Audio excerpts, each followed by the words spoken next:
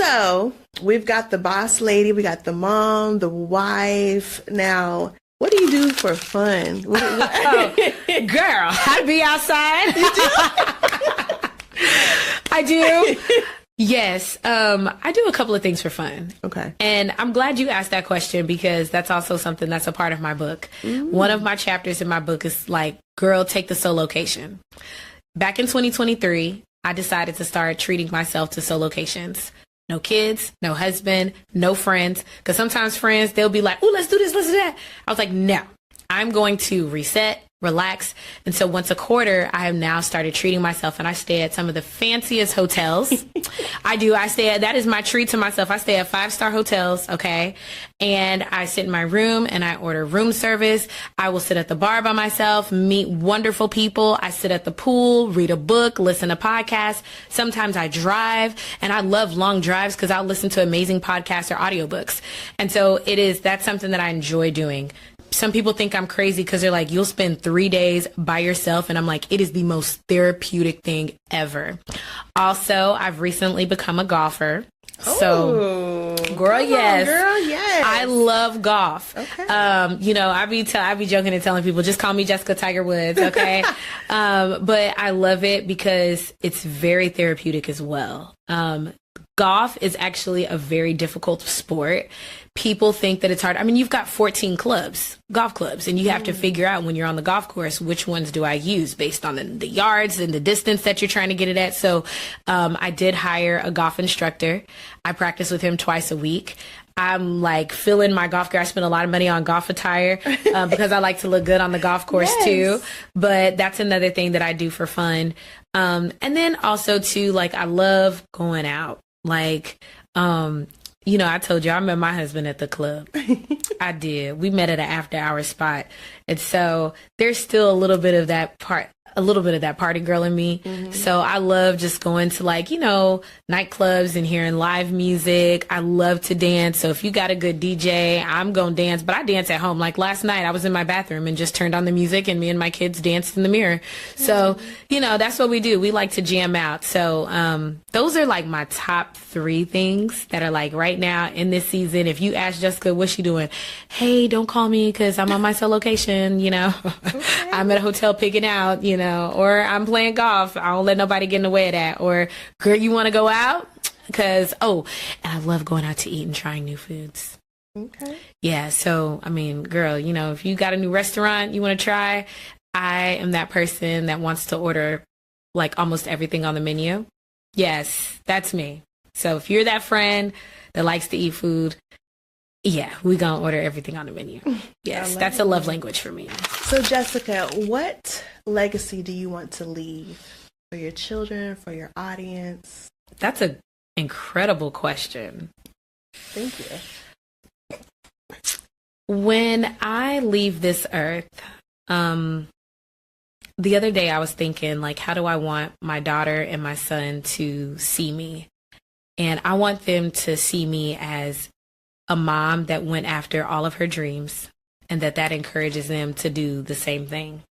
I want them to remember a mom that was always like joyous and happy, but always kept it real whenever I needed a moment. Yeah. That everything is not perfect. I want to be able to pass a couple of businesses down to them, and them do well with it. But also, if they choose not to take over those businesses, they have an understanding and the knowledge of how to sell it. I want them to have a lot of knowledge on understanding how to create wealth. That's a big thing. I think we as African American people, you can leave your children all kinds of things, but if you don't give them the knowledge of how to create wealth and build it and let it be sustainable for at least 3 generations after us, then I feel like I haven't done a good job. So legacy for me isn't about like things. For me, it is about knowledge and that they apply that knowledge, and especially when it comes to building wealth. Because wealth is freedom. Wealth is freedom. It is. Girl, it is so much freedom. So legacy definitely for me is, and I say this prayer all the time, and I tell my children, like my son, he tells me, Mommy, I'm a billionaire. And when he says that, I don't even know where he got that from. He did. I don't even know if I've said it in front of him, but it must be like inside of him, you know? But, you know, he told me like he plays a lot of sports, and I have real conversations with him. And he's like, Mom, I want to play in the NBA. And I said, well, son, you could play in the NBA, but you're not just going to be a basketball player. I was like, Michael Jordan, he's a businessman. He's leaving a legacy for his family. Like, they're good. LeBron James, he's leaving a legacy for his family. He's a businessman. So I was like, that takes a certain level of mindset. It's not just about being a good basketball player.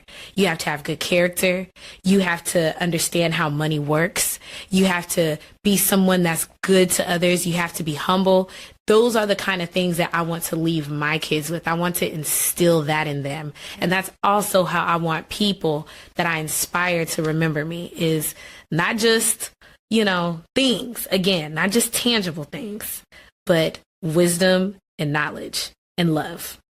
Wisdom, knowledge, and love. Wisdom, knowledge, and love. Things that you can apply to your everyday life. Well, thank you so much for being here, for sharing about your journey of entrepreneurship, being a wife and a mom. I can't wait to see your new book come out. Thank you. And I'm definitely going to be one of your new clients very soon. Yes, girl. Come on. Come and work with us. Well, I got to join the list. You got to join the list. You got to join the list. But I will say, we do be opening up slots for special people. We do. I'm special. Yes, special. Girl. You are special. You are indeed special. Awesome. Okay. Tell us once again how we can find you and how they can sign up with you or get to know more about you or follow you. Absolutely. So if you are someone that is looking to, do I look in the camera or? Yes, please. Okay, perfect. Tell them, girl. If you are someone that is looking to work with the sponsorship lady and get sponsorships, I would highly recommend that you visit thesponsorshiplady.com. Everything that you need is there. If you're trying to figure out if you're sponsorship ready, there is a sponsorship ready quiz that you can take. And if you just want to follow me in my journey, my personal journey, just follow at Jessica Chinyelu. And I'm looking forward to connecting with each and every one of y'all. Thank you so much for having me, Amy. If you had to swap lives with someone for a week, who would it be and why? Dang. Oh, it would actually be Oprah.